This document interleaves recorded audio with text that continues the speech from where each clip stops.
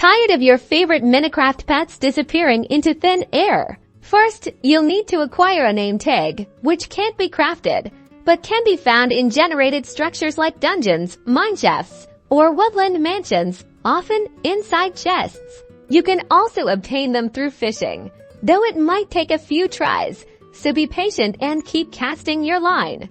Once you have a name tag, place an anvil. If you don't have one, you can craft it using iron blocks and iron ingots. Interact with the anvil, put the name tag in the first slot, and type your desired name in the text box. Now, approach the animal, mob, or entity you wish to name, making sure you have the name tag selected in your hotbar. Simply right-click on the entity to apply the name tag, and voila! Your entity is now named, preventing it from despawning and adding a personal touch to your Minecraft world. Now your cows, chickens, and even zombies have a name.